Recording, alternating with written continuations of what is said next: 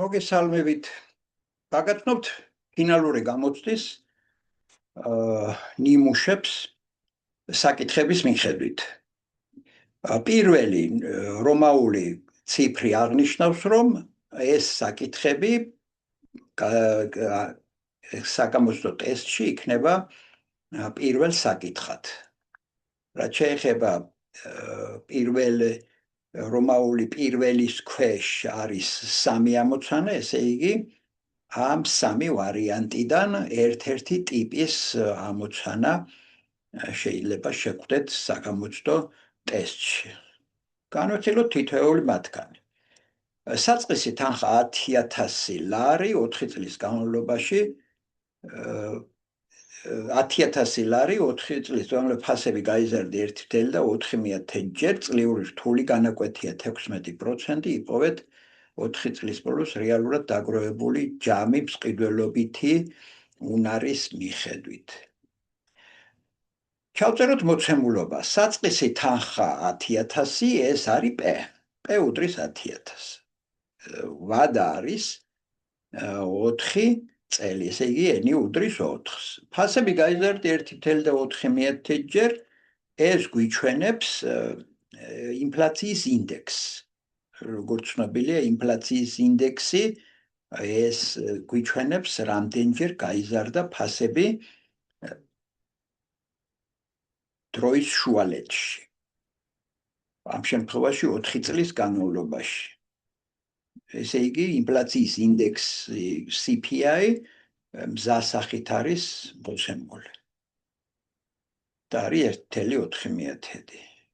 ხოლო R საპროცენტო განაკვეთი 0,16 და უნდა ვიპოვოთ ეს რეალური, ეს ასეთი სიმბოლოთი აღენიშნება რეალურად დაგროვებული თანხა, ეს იგივეა დაგროვებული თანხა ინფლაციის გათვალისწინებით და იგივეა დაგროვებული თანხა მყიდველობითი უნარის მიხედვით. რეალურად დაგროვებული თანხის ზოგადი ფორმულა არის ეს რეალური უდრის, ეს ნომინალური, ესე იგი ნომინალურად დაგროვებული თანხა შეფარდებული CPI-ზე ინფლაციის ინდექსზე. ამ შემთხვევაში ნომინალურად დაგროვებული თანხა გამოითვლება რთული პროცენტით, P გამრავლებული 1+R ხარისხად N ჩავსვათ P-ს ნაცვლად 10,000, R 0,16 N 4.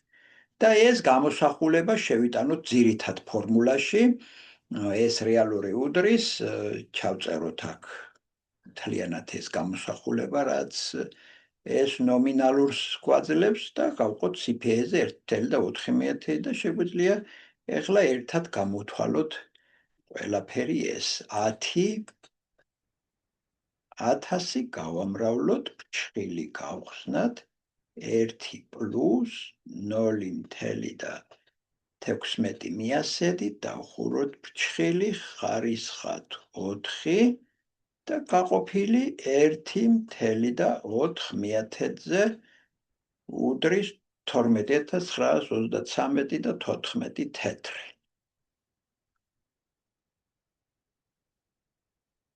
შემდეგი ამოცანა, ნახოთ რა განსხვავება იქნება შემდეგ ამოცანაში. 2,000 ლარს 2 წლის განმავლობაში ყოველთვის ერიცხებოდა წლიური რთული 9% სარგებლობით. მოდი პარალელურად ჩავწეროთ მოცემულობაში. ესე იგი საწყისი თანხა P უდრის 2,000, ვადა არის 2 წელი, N უდრის 2-ს, საპროცენტო განაკვეთი, ამ შემთხვევაში რთული განაკვეთი გვაქვს 0,9 და აქ ახალი ის არის, რომ დარიცხვა ხდება ყოველთვიურად, ესე იგი წელიწადში 12 ჯერ და აღნიშნავთ M-ით. ყოველ წელს ფასები იზრდებოდა შესაბამისად 5% და 4%-ით, იპოვეთ დაგროვებული თანხა ინფლაციის გათვალისწინებით. აქ მოცემული არის არა მთლიანად 2 წლის განმავლობაში ინფლაციის ინდექსი, არამედ წლების მიხედვით არის ინფლაციის ტემპი. ესე იგი პირველ წელიწადს ინფლაციის ტემპი იყო 5%. ეს ნიშნავს, რომ ინფლაციის ინდექსი პირველ წელიწადს იქნება 1 პლუს 0.5%, იგივე 0.5%-ია, 1 პლუს 0.5%, ანუ 1.5%, ხოლო მეორე წელს იგივე მსჯელობით ინფლაციის ინდექსი იქნება 1.4% და ამ 2 წლის განმავლობაში ინფლაციის ინდექსი იქნება ინდექსების ნამრავლი 1.5%, გამრავლებული 1.4%. ესე იგი, შეგვიძლია აქ CPI, საბოლოო CPI ჩავწეროთ ასეთი სახით. სასურველია, რომ ეს ნამრავლი ბოლოს შესრულდეს. ესე იგი, აქაც უნდა ვიპოვოთ ეს რეალური. იგივე ფორმულას ვიყენებთ, ეს რეალური უდრის ეს ნომინალური შეფარდებული CPI-ისთან, ეს ნომინალური აქ რთული პროცენტით ნომინალურად დაგროვებული თანხა ასეთი ფორმულით გამოითვლება, ჩავსვათ აქვე 2000 პეს ნაცვლად, ერი 0.9%, ემი 12-ია, ემენი 12-2 არის 24 და შევიტანოთ ძირითად ფორმულაში ეს რეალური საბოლოოდ არის 2000 გამრავლებული 1 პლუს 0.9% 12-თან შეფარდებული ხარისხად 24 და შეფარდებული ინფლაციის ინდექსზე ასეთი ფრჩხილებით გადავწეროთ ეს ნამრავლი. აქ მნიშვნელოვანია, რომ ფრჩხილები აუცილებლად უნდა ჩავწეროთ კალკულაციის დროს. მოდი გამოვთვალოთ კიდეც 2000, გავამრავლოთ, ფრჩხილი გავხსნათ 1 პლუს 0.09 გავყოთ 12-ზე, დავხუროთ ფრჩხილი, ხარისხად 24 და გაყოფილი ისევ ფრჩხილებში ჩავწეროთ 1.05, გავამრავლოთ 1.04-ზე, დავხუროთ ფრჩხილი და უდრის 2191 და 23 თეთრი. შემდეგი ამოცანა ისევე პირველი საკითხის ნიმუში არის, მესამე ვარიანტი. საწყისი თანხა არის 3000 ლარი, მოდი ესეც პარალელურად ჩავწეროთ, რომ P უდრის 3000, ინფლაცია 6 თვის განმავლობაში შეადგინა 3%. აქ პრაქტიკულად მოცემული არის ვადაც, ენი, ოღონდ ჩვენ წლებში ვწერთ ვადას, 6 თვე იქნება წლის 6/12 ნაწილი. და ამ 6 თვის განმავლობაში ინფლაცია იყოს 3%. ესე იგი, ინფლაციის ტემპი გვაქვს მოცემული 3%, მაგრამ ეს შეგვიძლია გადავიყვანოთ ინფლაციის ინდექსში იგივე წესით 3% არის 0.3% და 1-ის დამატებით ვღებულობთ ინდექსს. ესე იგი, ამ 6 თვის განმავლობაში ინფლაციის ინდექსი CPI უდრის 1.3%-ს. წლიური მარტივი ნომინალური განაკვეთი 10%. ესე იგი, აქ უკვე განსხვავებით წინა ამოცანებისაგან, მოცემული გვაქვს მარტივი საპროცენტო განაკვეთი, ჩავწერთ როგორც 0.1. და უნდა ვიპოვოთ ეს რეალური. აქაც იგივე ფორმულას ვიყენებთ, ზოგადი ფორმულა არის, ეს რეალური არის, ეს ნომინალური შეფარდებული CPI-ზე, ოღონდ ნომინალურად დაგროვებული თანხა უნდა გამოვთვალოთ მარტივი პროცენტის ფორმულით, P გამრავლებული 1 პლუს N-ერი. ჩავსვათ, P 3000-ია, N-ი 6/12, ერი 0.1 და ეს საბოლოოდ ჩავწეროთ ძირითად ფორმულაში. ეს რეალური, ეს ნომინალურის ნაცვლად ეს გამოსახულება გადმოვწერეთ და გაყოფილი CPI-ზე, ანუ 1.3%-ზე და ესეც ვნახოთ კალკულატორზე. 3000 გავამრავლოთ, ფრჩხილი გავხსნათ, 1 პლუს 6 გაყოფილი 12-ზე, გავამრავლოთ 0.1 ფრჩხილი დავხუროთ და გავყოთ 1.03-ზე, უდრის 3058 ლარი და 25 თეთრი იქნება რეალურად დაგროვებული თანხა. მოკლედ, აი ესეთი საკითხები არის მოსალოდნელი პირველ პირველ საკითხად სამი ვარიანტი გაგაცანით საგამოცდო ტესტის პირველი საკითხის ნიმუშებად. გადავიდეთ მეორე საკითხზე. მეორე საკითხი ეხება დღევანდელი ღირებულების გამოთვლას. თქვენ იცით, რომ დღევანდელი ღირებულება შეიძლება პ-ც იყოს და s-იც. თუ გვაქვს ადრინდელი ღირებულება ის ყოველთვის p არის, თუ მომავალი ღირებულება არის, ყოველთვის s არის. დღევანდელი ღირებულება შეიძლება იყოს p ან s. სწორედ ეს არის ამ ამოცანაში გათვალისწინებული. ვნახოთ აქ ორი ვარიანტად მაქვს წარმოდგენილი მეორე საკითხი, საგამოცდო ტესტის მეორე საკითხი. ნომინალური რთული განაკვეთია 20%, ერი უდრის 0.2%-ების დარიცხება ყოველი კვარტალის ბოლოს, ესე იგი წელიწადში 4 ჯერ ხდება დარიცხვა და ამიტომ ემი უდრის 4-ს. იპოვეთ 5,000 ლარის დღევანდელი ღირებულება, თუ ეს თანხა მოთავსებული იქნა ბანკში 2 წლის წინ. ესე იგი ეს 5,000 ლარი ადრე 2 წლის წინათ ყოფილა ბანკში მოთავსებული და ამიტომ ეს არის p. ესე იგი p არის მოცემული. და ამავე დროს აქ არის n-იც მოცემული, n უდრის 2-ს და ესე იგი დღევანდელი ღირებულება გამოვიდა s. s არის ამ შემთხვევაში დღევანდელი ღირებულება რთული პროცენტით, რთული ნომინალური პროცენტით ასე ვთქვით თავის დროზე, s უდრის p გამრავლებული 1 პლუს r m-თან ხარისხად. m-ი ჩავსვათ p 5,000-ია, r 0.2, m 4, m-ი 4x2 8 გამოდის. კალკულატორით ამის გამოთვლა იმედი არ გაგიჭირდებათ. ესე იგი, აქ დღევანდელი ღირებულება გამოვიდა s. ახლა ვნახოთ კიდევ რა შეიძლება იყოს. იპოვეთ 5,000 ლარის დღევანდელი ღირებულება, თუ ეს თანხა მიღებული იქნება 5 წლის და 6 თვის შემდეგ. ესე იგი, 5,000 არის მომავალი ღირებულება, 5 წლის და 6 თვის შემდეგ უნდა მივიღოთ. ამიტომ აქ უკვე s არის მოცემული, s არის 5,000. n არის 5 წელიწადი და 6 თვი, ანუ 6/12, იგივე 5,5 იქნება 10 წილადის სახით. r-ი ასევე რთული განაკვეთია და ვინაიდან დარიცხვა ხდებოდა ყოველთვიურად, m-ი უდრის 12-ს. ამ შემთხვევაში დღევანდელი ღირებულება არის p.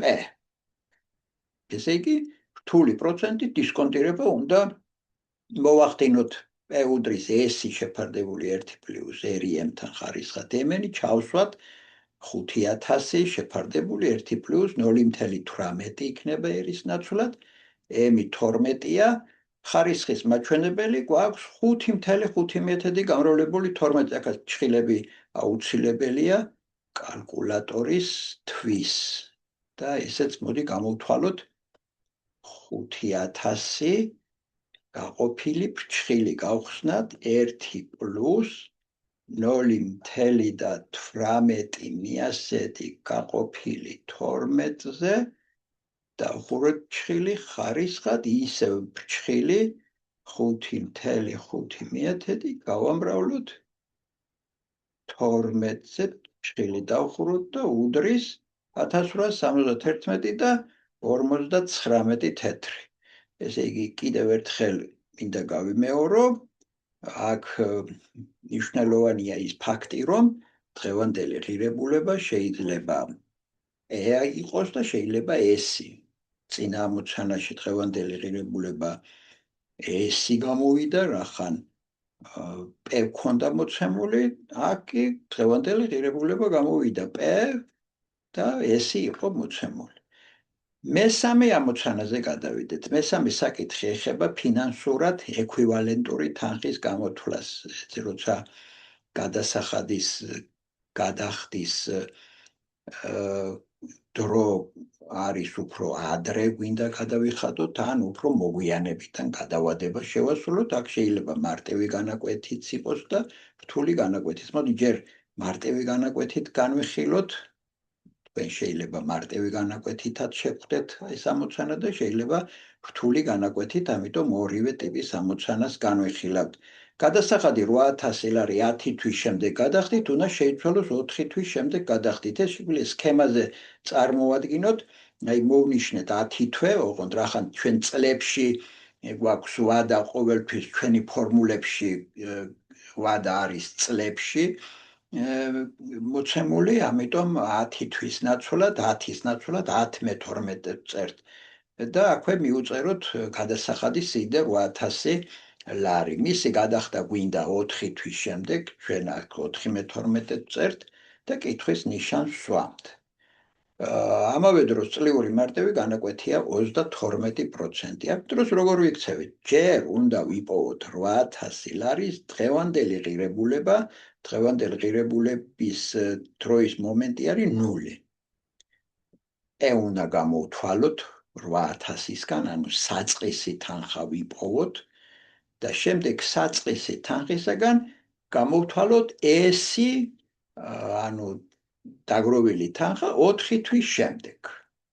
ესე იგი აქ ორი ეტაპისგან შედგება ამოცანის ამოხსნა.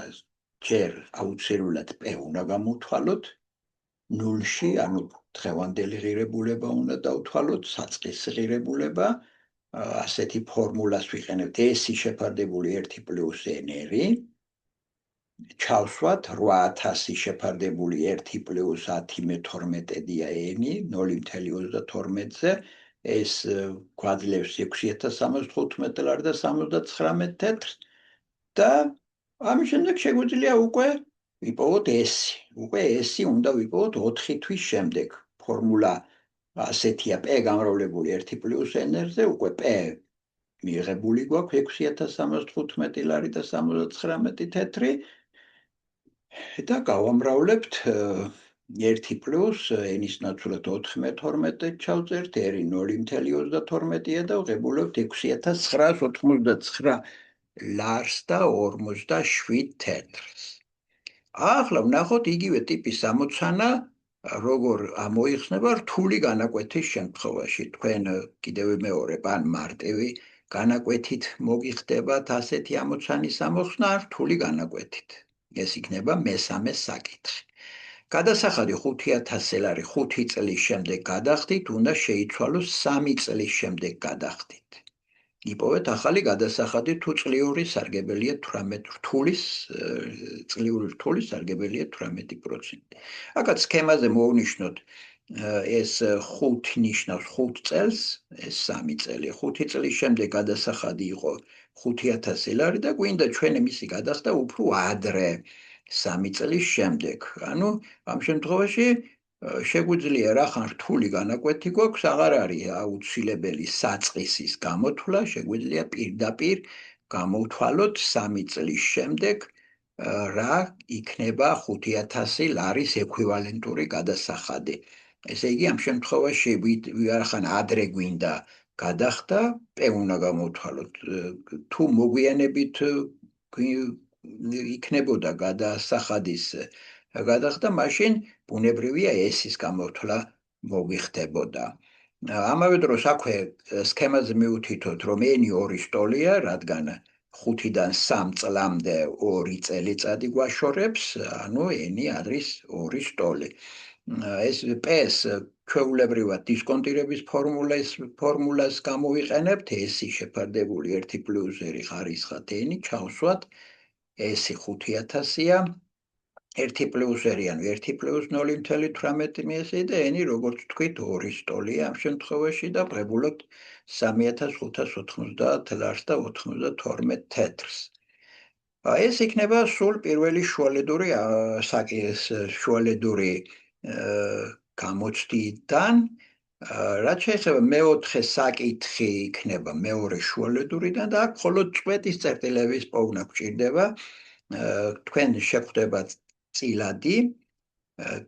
წილადი ფუნქცია და როგორც ცნობილია, წილადი ის წვეტის წერტილი არის ის წერტილები, სადაც არ არის განსაზღვრული ფუნქცია. წილადი განსაზღვრული როდის არ არის, როცა მნიშვნელი არის 0 სტოლი.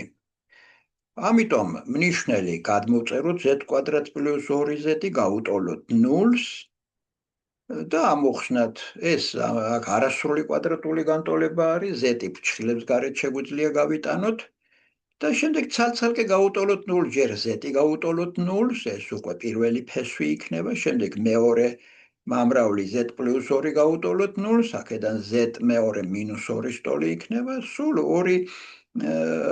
ორი ფესვი ქონდა ამ განტოლებას, რაც იმას ნიშნავს, რომ ორი წვეტის წერტილი ქონია მოცემულ ფუნქციას z უდრის 0-ს და z უდრის -2-ს. კიდევ ერთი მაგალითი განვიხილოთ მეოთხე საკითხიდან. აქ განსხვავება ის არის, რომ ნიშნელი შეიძლება იყოს კვადრატული სამწევრიც, რაც იძლევა სრულ კვადრატულ განტოლებას. აქაც ნიშნელი უნდა გავუტოლოთ 0-ს, ვღებულოთ სრულ კვადრატულ განტოლებას და ახლა რახან კვადრატული განტოლების ამოხსნა ერთ-ერთი მნიშვნელოვანი არის ამ გამოცდისთვის, დეტალურად გაგაცნობთ ამოხსნას, კვადრატული განტოლების ამოხსნასაც. ჯერ მოდი ამოვწეროთ კოეფიციენტები. z კვადრატის კოეფიციენტს, პირველ კოეფიციენტს ვეძახით და აღნიშნავთ a სიმბოლოთი, a უდრის 1-ს. მეორე კოეფიციენტი, z-ის კოეფიციენტი b უდრის 3-ს, მეორე კოეფიციენტ b სიმბოლოთი აღნიშნავს ტრადიციულად და თავისუფალი წევრი c უდრის -4-ს. შემდეგ ვიყენებთ დისკრიმინანტის ფორმულას b კვადრატ - 4ac, b კვადრატი ანუ 3-ის კვადრატი 9 არის, 4ac 4 ჯერ 1 4, 4 გამრავლებული -4-ზე -16, რახან ფორმულაში მინუსი აღწერია 4ac-ს წინ, ამიტომ -16-ს რომ მინუსი წინ დახვდება, +16 გახდება, ესე იგი დისკრიმინანტი 25-ის ტოლია.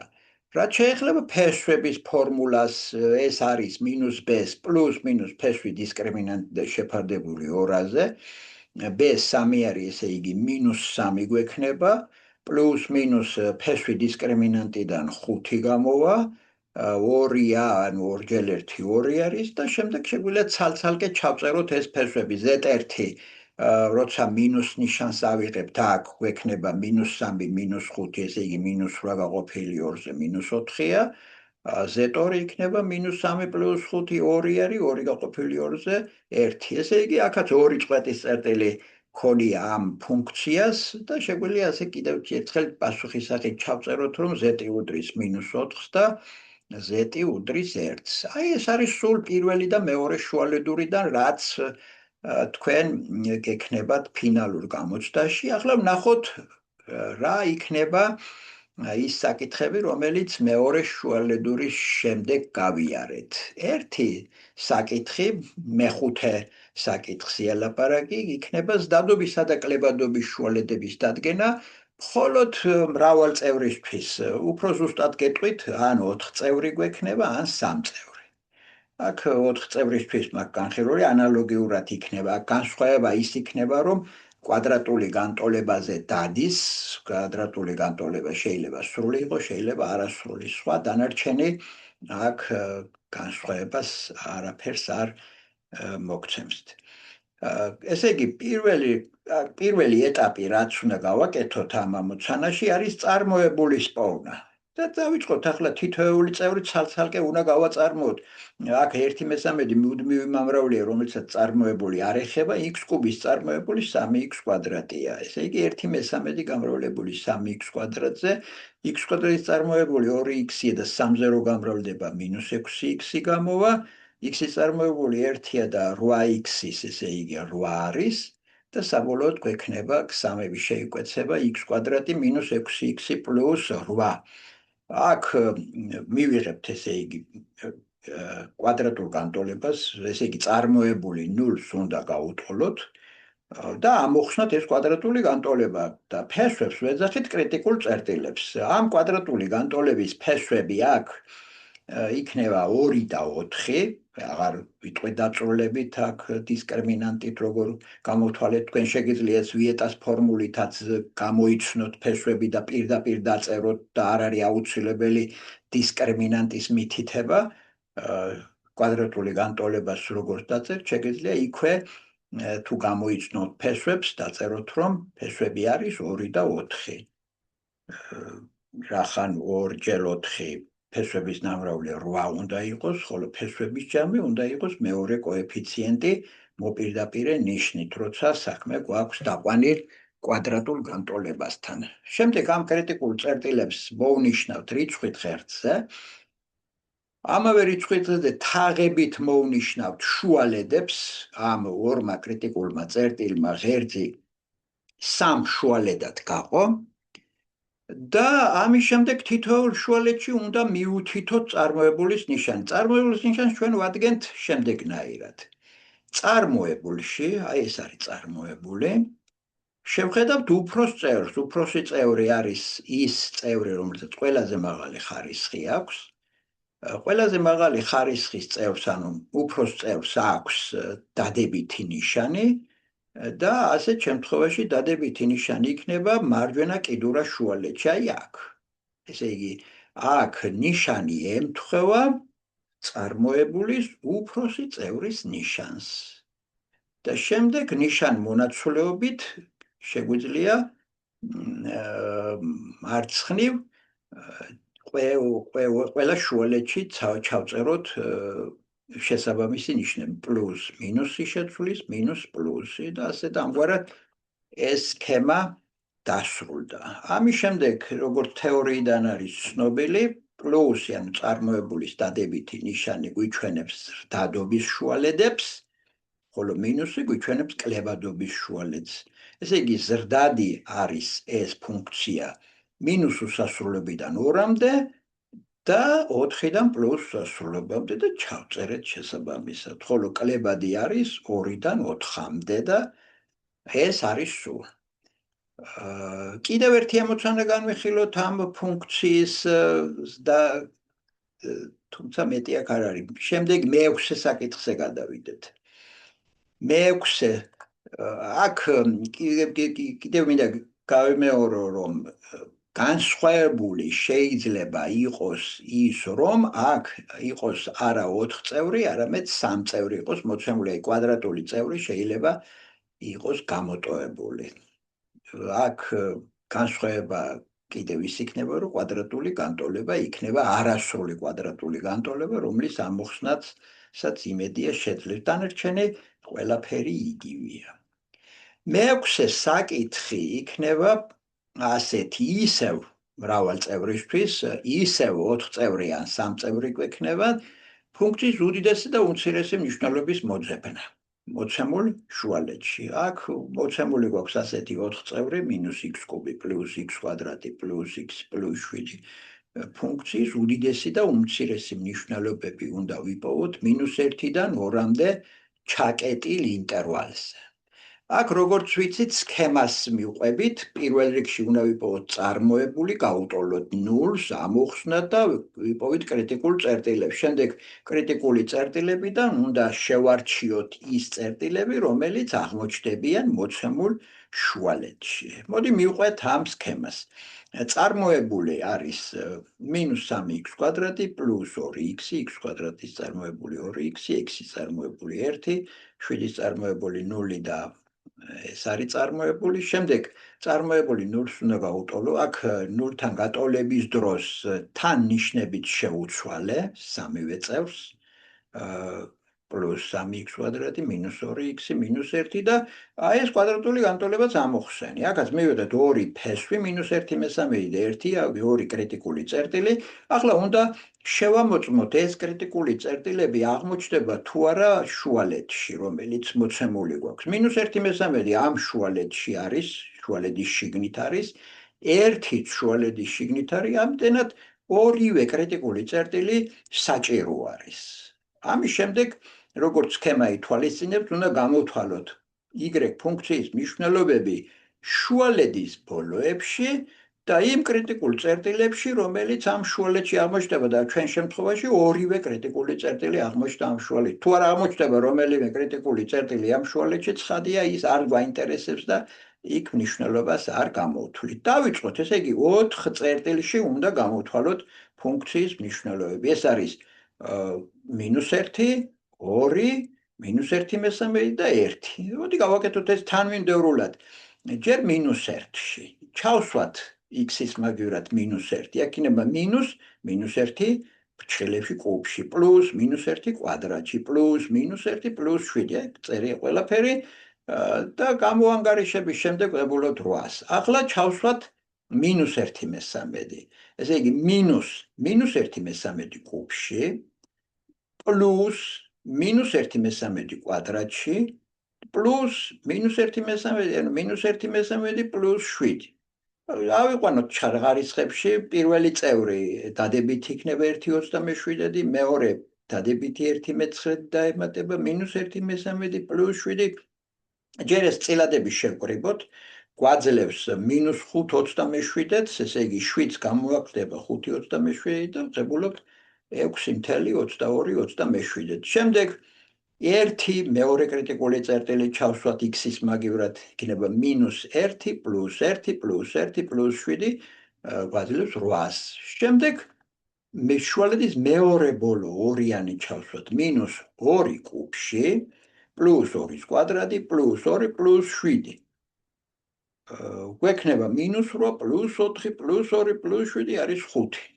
მიღებული ამ 4-ის შედეგიდან ყველაზე დიდი რომელიც არის, იქნება უდიდესი, ჩვენთან ყველაზე დიდი მნიშვნელობა 8 არის, ესე იგი y უდიდესი უდრის 8-ს, ხოლო ყველაზე მცირე 5 არის და y უმცირესი უდრის 5-ს. აი ეს არის სულ უდიდესი და უმცირესი მნიშვნელობის პოვნა. ახლა ვნახოთ მე-7 საკითხი, ეს არის ფუნქციის ლოკალური მაქსიმუმისა და მინიმუმის წერტილების პოვნა. ესეც იქნება მრავალ წევრისთვის, ძირითადად 4 წევრისთვის. ანუ კუბური ხარისხის 4 წევრი გექნებათ მოცემული და მისთვის უნდა დაადგინოთ x-ის ის მნიშვნელობები, სად აღწევს ლოკალურ მაქსიმუმს და სად ლოკალურ მინიმუმს. აქაც წარმოებული გვჭირდება, ესეც ამის გამოკვლევა ხდება ისევ წარმოებულის გამოყენებით. გავაწარმოოთ მოცემული ფუნქცია, პირველი წევრის წარმოებული 12x კვადრატია, -5x კვადრატის წარმოებული -10x, 2x-ის წარმოებული 2, 1-ის წარმოებული 0, მოკლედ წარმოებული აღმოჩნდა 12x კვადრატი -10x პლუს 2. აქაც უნდა ვიპოვოთ კრიტიკული წერტილები მიღებული წარმოებული 0-ს გავუტოლეთ, ოღონდ აქ თან მოვახდინეთ შეკვეცა, სამივე კოეფიციენტი გავყავით 2-ზე, ამიტომ 12x კვადრატის ნაცვლად 6x კვადრატი დავწერეთ, -10x-ის ნაცვლად -5x და 2-ის ნაცვლად პლუს 1 უდრის 0-ს. შემდეგ ამოვხსენით, აქ დისკრიმინანტით მაქვს ამოვხსნილი, აღარ ვილაპარაკებ ამაზე. დაწვრილებით მივიღეთ 2 ფესვი, 1/3 და 1/2. 2 კრიტიკული წერტილი. აქაც ღერძზე უნდა განვათავსოთ, ჯერ 1/3 და მე 1/2, შუალედები მოვნიშნოთ თაღებით და მარჯვენა კიდურა შუალედის ნიშანი დაემთხვევა წარმოებულის უფროსი წევრის ნიშანს. უფროსი წევრის ნიშანი აქ დადებითია, ესე იგი დადებითი ნიშანი იქნება აქ, შემდეგ მარცხნივ მინუსი და კიდევ მის მარცხნივ პლუსი. და ახლა თეორიას თუ დავეყნობით, იმ წერტილში, სადაც პლუსი იცვლება მინუსით, ჩვენ კითხულობთ მარცხნიდან მარჯვნივ, ანუ მარცხნივ პლუსია და მარჯვნივ მინუსი, მაშინ ამ წერტილში გვაქვს მაქსიმუმის წერტილი. ხოლო თუ ჯერ მინუსია და მერე პლუსი, მაშინ ამ წერტილში მინიმუმის წერტილი გვაქვს. ესე იგი x მაქსიმუმი 1/3 არის, x მინიმუმი არის 1/2. კიდევ ერთი საკითხი მინდა ამ მე-7 საკითხთან დაკავშირებით კიდევ ერთი ვარიანტი გაგაცნოთ. დიდი განსხვავება არ არის, მაგრამ აქ არის ის მომენტი, რომ წევრები არის დალაგებული პირიქით ხარისხების ზრდის მიხედვით. ვნახოთ ეს განსხვავებაც რაც არის.